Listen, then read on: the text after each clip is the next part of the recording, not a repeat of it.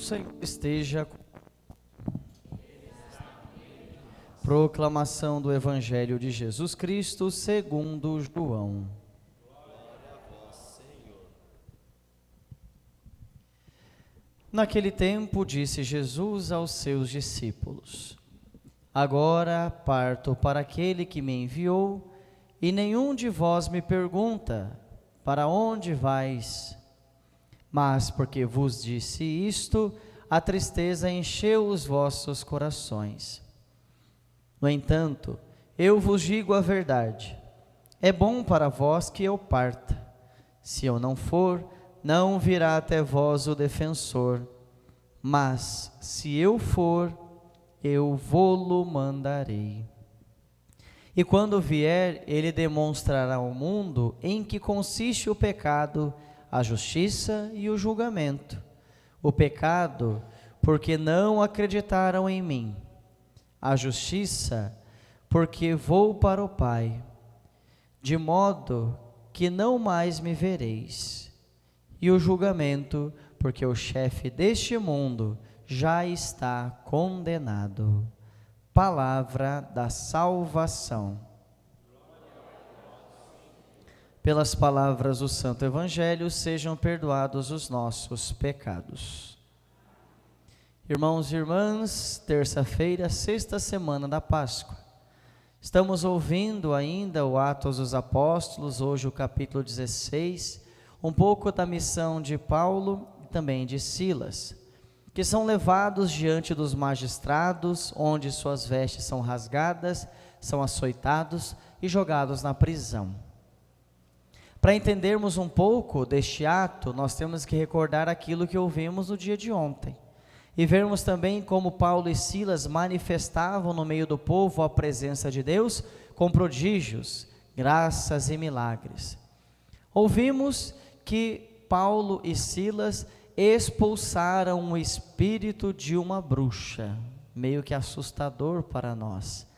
Essa mulher se viu libertada. E quando isso acontece, são então condenados pelas suas ações.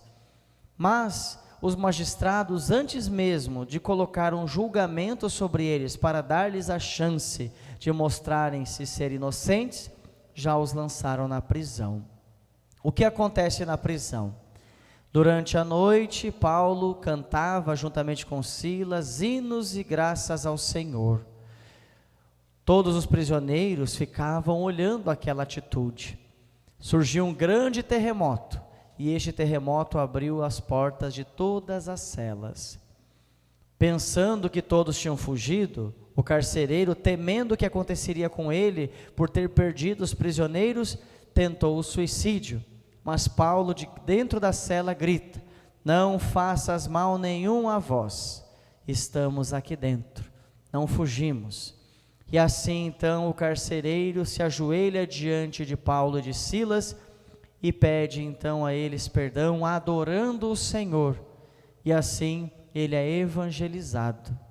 Logo depois, ele os tira da prisão, os leva consigo, e Paulo anuncia que todos eles encontrariam a graça de Deus e assim seriam então separados para o Senhor. Recebe o santo batismo e desta maneira se torna perfeitamente um filho de Deus. É como Deus resolve agir no meio de nós. Às vezes na dificuldade, às vezes na luta, às vezes no sofrimento, às vezes na alegria. Mas Deus encontra uma maneira de agir em nós, da maneira que nós somos capazes de responder a Ele e sermos fiéis a Ele.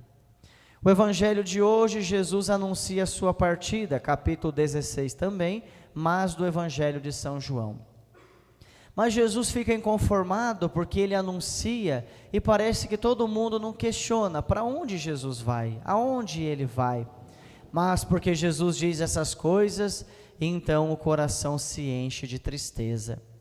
Mas Jesus faz questão de dizer: digo-vos a verdade, é bom que eu parta, é bom que eu me vá, porque indo enviarei para vós o defensor, o Espírito Santo, aquele que fará dentro de vós aparecerem esses grandes sinais, o que é o pecado, o que é a justiça, o que é o julgamento. O pecado porque ninguém acreditou, A justiça, porque ele vai para o Pai, de modo que ninguém mais o verá. E o julgamento, porque o chefe deste mundo já está condenado. Quem é o chefe deste mundo para Jesus? É o demônio, autor e princípio do pecado. É o mal que muitas vezes tenta nos arrastar para junto dele. É também a injustiça e tudo aquilo que de fato nos afasta da grandeza de Deus e de nos voltarmos para Ele.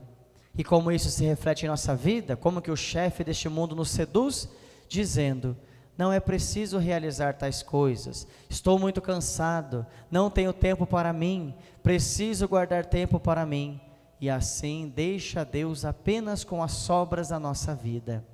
Eu dizia isso na missa que rezei no final de semana, embora tenha todo um sigilo em torno desta missa, mas quem ouviu prestou atenção na ação do Espírito, como o Espírito age em nós à sua maneira, mas como também nós devemos ter em nós a mente de que é preciso nos esforçarmos para podermos estar diante de Deus. Tem uma imagem que Michelangelo pintou na Capela Sistina, que nós conhecemos, que é chamado o dedo de Deus. Está lá Adão e Deus com o dedinho quase se tocando. Todos vocês conhecem essa imagem? Já ouviram, nem que seja na internet? Está lá na Capela Sistina, está lá o dedo de Deus e o de Adão junto, quase se tocando. Mas existe uma coisa interessante que eu estava lendo e eu não tinha percebido, passou totalmente despercebido para mim este dado. O dedo de Deus está totalmente esticado para tocar a humanidade, mas o dedo de Adão está encurvado para baixo. E por que está desta maneira, segundo aquelas pessoas que explicaram?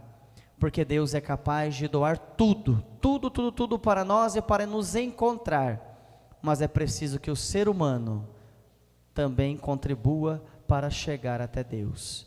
Mas às vezes o que o ser humano faz pelo pecado de Adão, Deus está disposto a nos dar tudo, está disposto a nos tocar em tudo, mas o ser humano ainda insiste em inclinar-se para o pecado e não tocar na divindade. E isso precisa ser transformado em nós. Que o Espírito Santo, que logo será enviado sobre nós no Pentecostes, nos ajude, nos dê a força, a sabedoria e a graça, para entendermos a palavra de Deus e assim voltarmos o nosso coração para aquele que deseja tocar em nós.